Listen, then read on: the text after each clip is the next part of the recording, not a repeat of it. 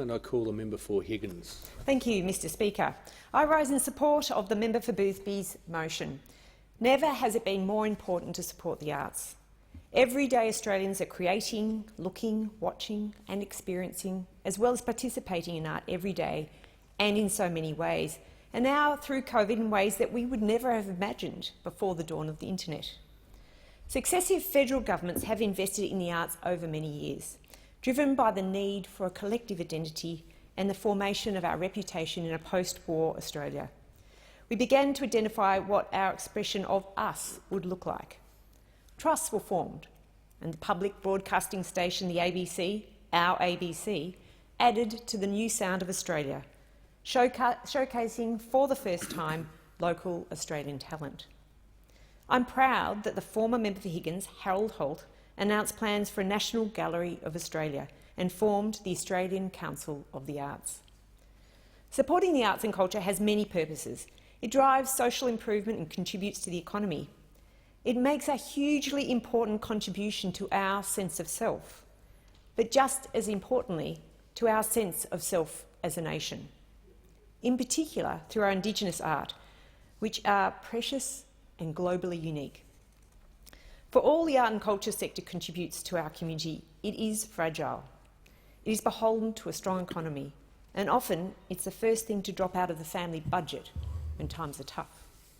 The value of art can drop with the stock market, and the success of a show or gallery is based on the amount of people through its doors. But our artists are resilient, we know that. Their passion for their work survives most storms, even if many have had to pivot to new ways of expression, as we've all had to do through COVID.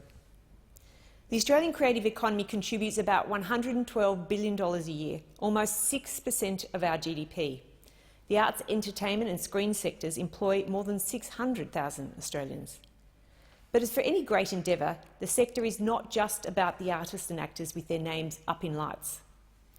These industries are full of teams supporting the artists' endeavours: the roadies, the producers, the lighting technicians, the set designers, ushers and security guards. So when these jobs were threatened by the COVID pandemic, the Australian government has been there to support them.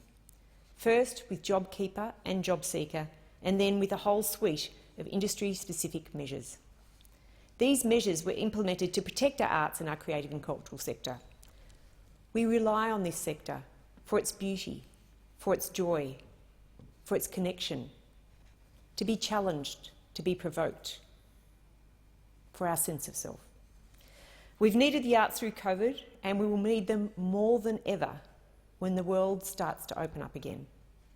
More than that, we want to make sure that this industry will be ready to thrive when the world gets back to business.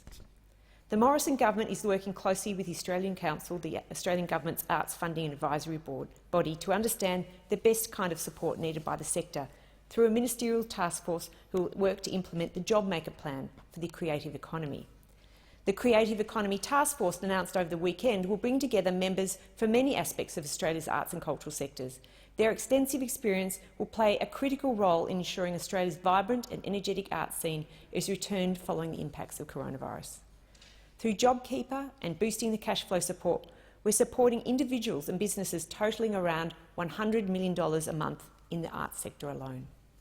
We know that the art and cultural industries were halted almost overnight, often in the middle of production. So, with the help of Screen Australia, $50 million has been injected into a temporary interruption fund and will be administered to support local film and television producers to secure finance and start filming again.